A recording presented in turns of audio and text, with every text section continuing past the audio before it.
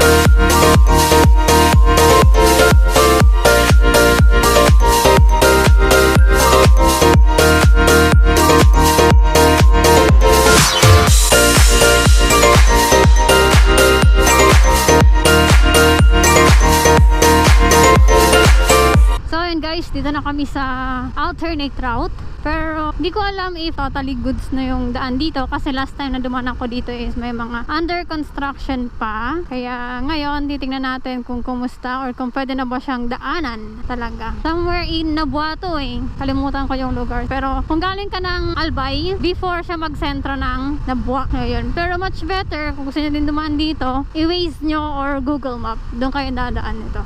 Pero magdaan-daan lang kasi maliit na kalsada lang to. May mga dogs, kaya doble ingat. A few moments later. San Fernando?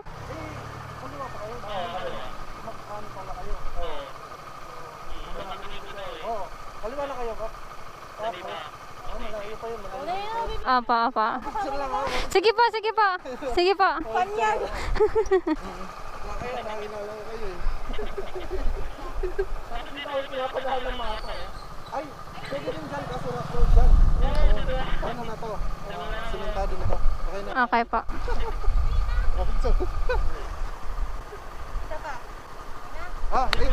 May PC na lang ma'am. May sticker ka? Ay! Wala din ako sticker eh. Okay na. Ano pa ba ng pangalan, sir? Salamat po. Ingat po kayo. Thank you pa. Ingat po. Salamat.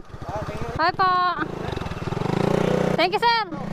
Shoutout kay Paps. Sayang. Wala kasi kaming sticker ngayon guys kasi di namin sukat akalain na mabilis pala ubos agad yung sticker namin. Kaya buti na lang naka-on yung camera ko. Kaya shoutout kay Paps Kim and sa kanyang kasama. Pasensya na Paps, wala kaming dalang sticker. Bawi na lang sa susunod. Uwi pa naman kami dyan.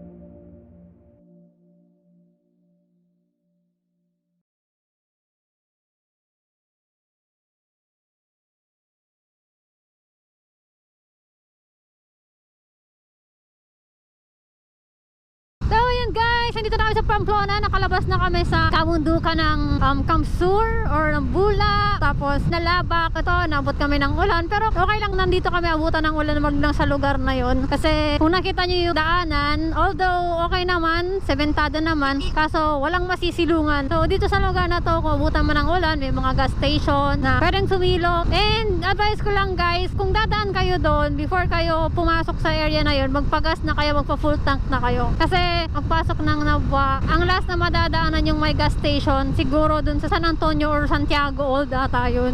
And ang next na nyan is nandiyan na lang sa may crossing ng San Fernando. So mga 40 kilometers, ayan, kung tingi-tingi lang yung ginas nyo, baka hindi abutin or kapusin. So ayan, baka pagdating namin ng Sipokot, magpahinga kami or kaya naman magsuot na kami ng raincoat para dire-diretso na kasi mukhang rainy somewhere there. Yan. So ayan, mag-update na lang ako kung ano ang ganap. A little later. So yun guys, tago ko muna din to kasi maulan na. Ayoko din naman tong isaba kasi hindi ko tiwalang maulanan to. Para kahit paano pag naging okay na yung weather, may mga gamit ako. So yun, update na lang kami kung saan kami. So ayun guys, andito na kami sa Petron Sipokot and sobrang ulan yun. Sobrang ulan, sobrang basang-basa kami. Pero buti na lang may raincoat kami nadala. Kaya papano, hindi talaga nabasa yung damit. Kaya lang, syempre, pag namulan, hindi kami nag-gloves. Yung kamay naman namin sobrang sakit. Parang yung mga batong maliliit tumatama sa kamay namin. And then, ito guys pala, bigyan ko kayo ng idea. Etong Phoenix Plus case, yung Harlequin. Naka-flash visor siya guys. Nakababa pa rin yung lens ko. Hindi siya madilim. Maliwanag pa nakikita ko. Feeling ko na clear lens ako pero naka-tinted pa rin siya or ganyan. Yan. Hindi siya masakit sa mata, hindi din ako nadidiliman. Ayan, so yan ang kinagandahan ng Spyder ko. Yes! Thank you Spyder Philippines for this awesome helmet. Sobrang malaking tulong sa akin sa biyahe namin. Entire biyahe namin, nakababa yung lens ko. Ayan, lalo na pag nag-vlog ako, binababa ko siya para walang pumapasok na hangin kapag nagsasalita. So ayan, ngayon papahinga muna kami guys. Kakain muna kami kasi sobrang lamig ng biyahe namin. So ayan, balita na lang kami guys. Update na lang kami kapag nabiyahe na ulan ka. Pero baka lahat na biyahe namin is maulan. Pag-update na. Yun.